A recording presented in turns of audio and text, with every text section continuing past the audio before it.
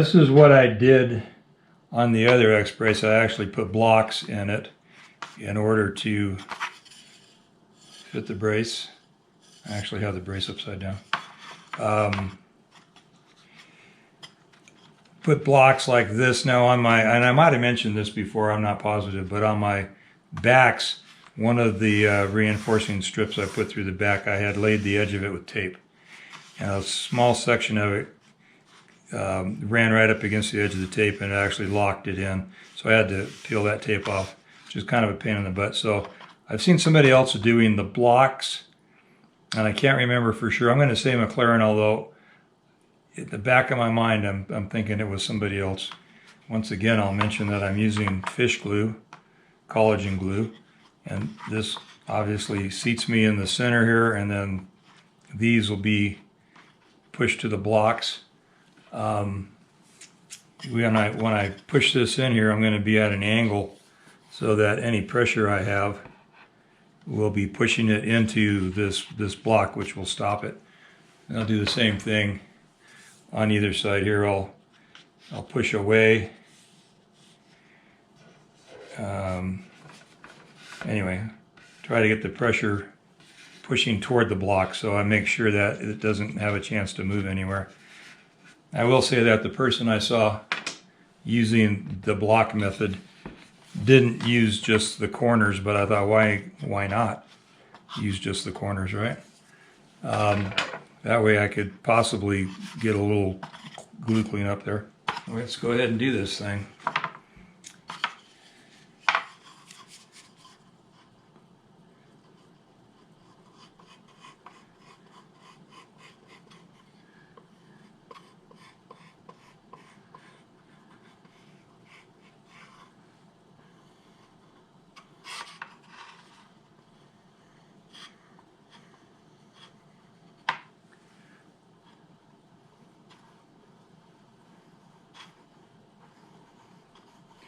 So I'm going to be I'm going to be spreading glue here with the marvelous glue spreading finger tool.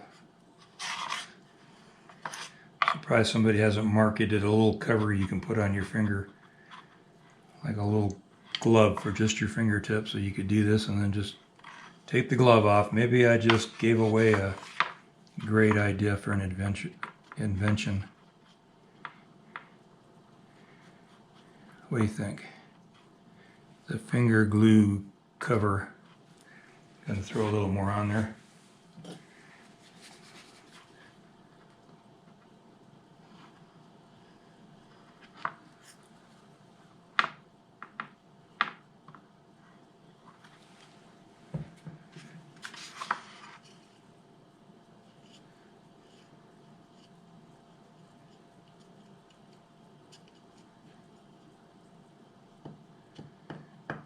Probably mentioned this before, but instead of just having dead air, the open time on fish glue is much longer than hot hide glue, and so that's why I'm using it. Besides, it's just way more convenient right now. So here we are in my homemade 30-foot radius fish. Oops. And, you know, that's one of the thinner ones. Let's use one of the fatter ones for this. This, I may reinforce my little deal here at some point. So, what was I going to say? I was going to say something.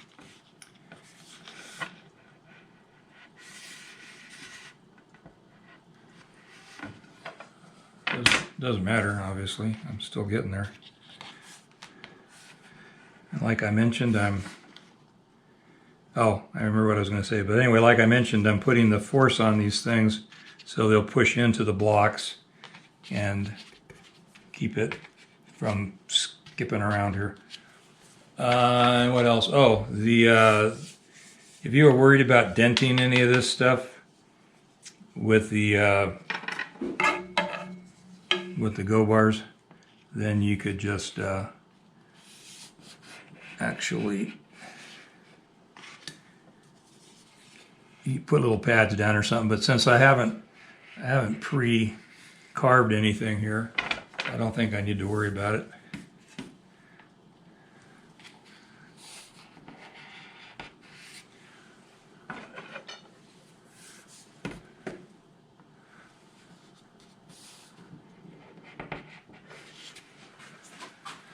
And I just want to make sure I'm on my lines over here. I think I am. I think I am very, very good. Like that. If I had more braces cut, I could go ahead and throw some more braces in. As I also going to reinforce the top of this deck, because as I apply more pressure, other bars loosen up. So I'm checking them to make sure.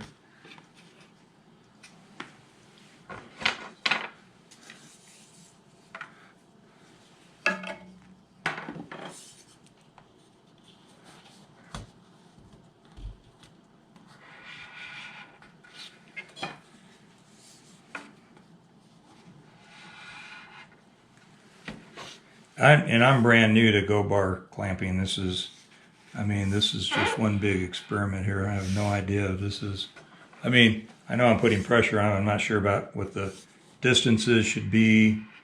Just making sure that I have plenty, and I have plenty of rods, so I don't think I have to worry about that.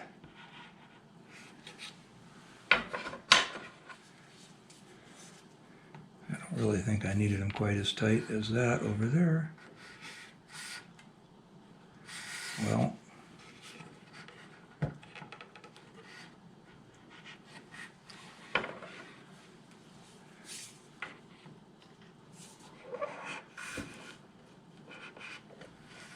all right, and I want to move these over a little bit.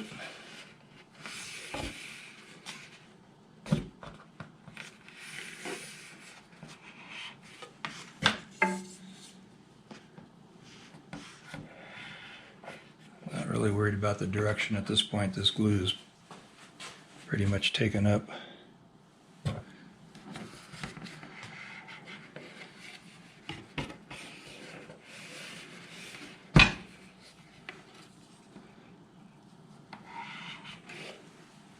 So I feel like we're adequately stuck down there now.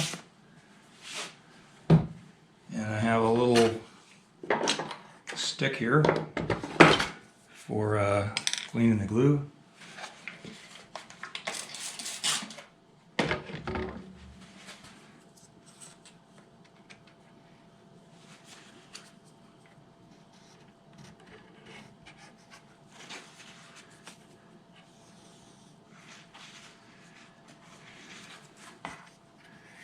I just take a popsicle stick and sand a bevel into the end of it.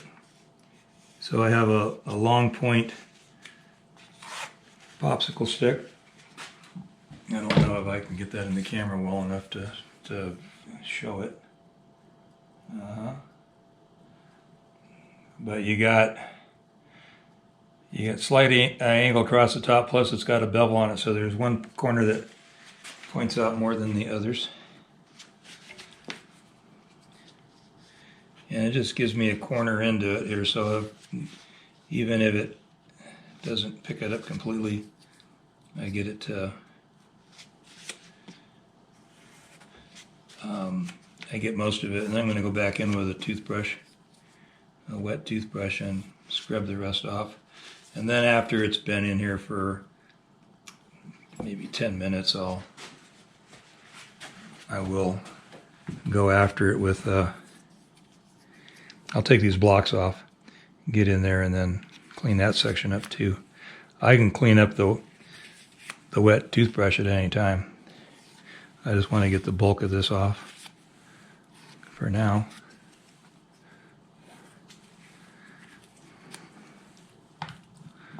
Speaking of the wet toothbrush, it's waiting for me right there. Well, it's not wet yet. So I'm working around the camera. Jeez, if you've ever done this and filmed anything, you know how helpful it is to have that on.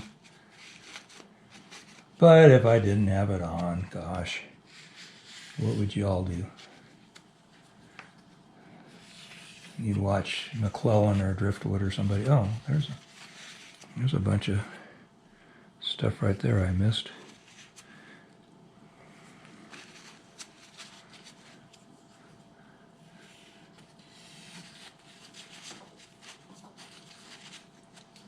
So, one more fresh paper towel, throw out some of the dead ones here, and a wet toothbrush, and we'll get after it.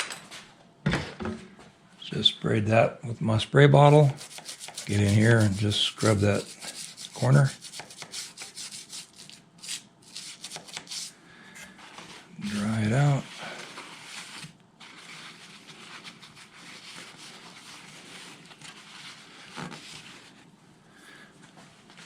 A little more water.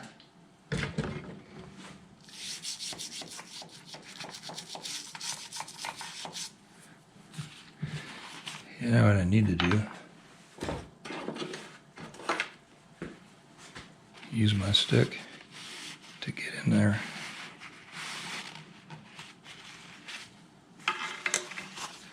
Maybe.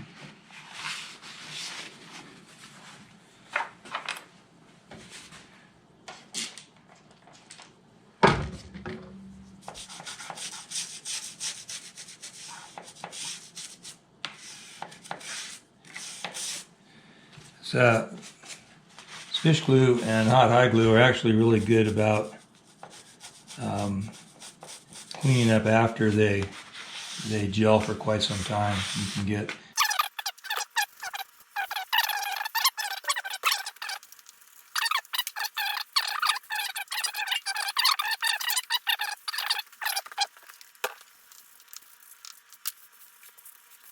and I'll go back in here after I get everything clamped and basically, you know, 220 or 320 sand because it's obviously raising the grain when I wet the wood here. All right, that's good for now. I'm going to go ahead and turn you off. It's not going to be very long before I pop these blocks and just clean up what little bit of glue I couldn't get to right at those points.